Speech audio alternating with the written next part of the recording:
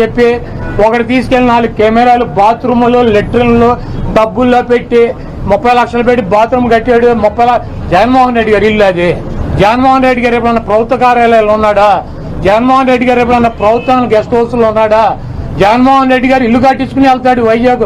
నీకు మళ్ళీ ఎవడో కొంపలో దూరేటువంటి పరిస్థితి జగన్మోహన్ రెడ్డి గారికి ఉండదు. కాబట్టి జగన్మోహన్ రెడ్డి గారికి కట్టించినటువంటి ఇల్లు కాదు అది.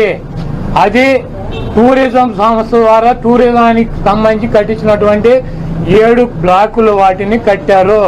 వాటికి 400 కోట్ల రూపాయలు ఖర్చు పెట్టి అంతర్జాతీయ సెమినార్లు పెట్టినప్పుడు రాష్ట్ర ప్రభుత్వం ప్రధానమంత్రి ఈ రాష్ట్రానికి రాజధాని కాబట్టి అది విఐపీలు వచ్చినప్పుడు అక్కడ వసతి గృహాలు ఉండాలని చెప్పి వాటిని అంతర్జాతీయ స్థాయిలో నిర్మించారు తప్పించి అది జగన్మోహన్ రెడ్డి గారి కోసం కట్టినటువంటి ఇల్లు కాదు. ఫర్నిచర్ అంతా ప్రభుత్వం ఫర్నిచర్ అంతా కూడా వాడుకుంటున్నారు. ఫర్నిచర్ దొంగ అంటూ కూడా టీడీపీ నేతలు కోడెల శివప్రసాద్ గారు అసెంబ్లీలో ఉండాల్సినటువంటి ఫర్నిచర్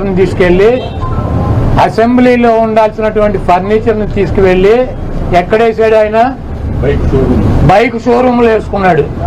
అసెంబ్లీలో ఉండాల్సినటువంటి ఫర్నిచర్ బైక్ షోరూమ్ లో వేసుకుంటే వాడిని దొంగ అంటారు.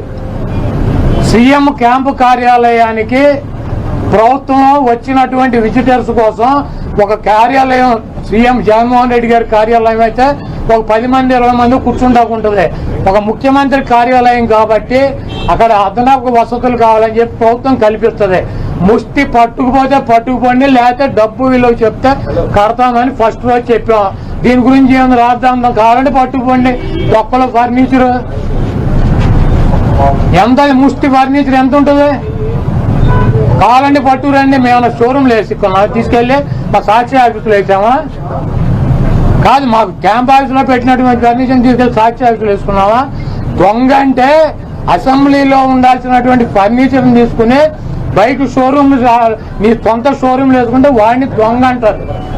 అంతేగాని క్యాంప్ ఆఫీసులో ఇచ్చినటువంటి ఫర్నిచర్ క్యాంప్ ఆఫీసులో ఉంటే దానికి కావాలంటే డబ్బు కడతాం, లేదంటే ఫర్నిచర్ తీసుకుపోమని చెప్పాం. దానికి దొంగ ఇవన్నీ పనికిరాని మాటలు.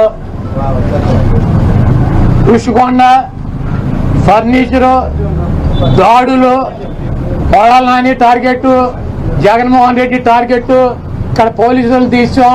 ఇవన్నీ సొల్లు పురాణం. మీ చేతనేం చేసుకోండి, నో ప్రాబ్లం.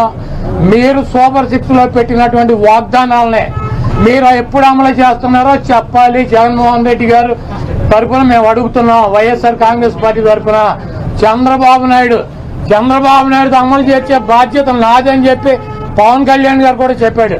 కాబట్టి ఇవన్నీ సొల్లు పురాణాలు వద్దు. మీరు చేతనేం చేసుకోండి, నో ప్రాబ్లం. మీరు ఎవరిని చంపేయాలో చంపేయండి, ఎవరిని కొట్టాలని ఉన్నారు కొట్టండి, ఏం చేయాలని ఉన్నారు చేసుకోండి. మీరు సూపర్ 6 లో ఇచ్చినటువంటి వాగ్దానాలనే 1వ తారీఖు నుంచి 4000 పెన్షన్తో పాటు అమలు చేస్తున్నారా లేదా దీన్ని స్పష్టంగా సమాధానం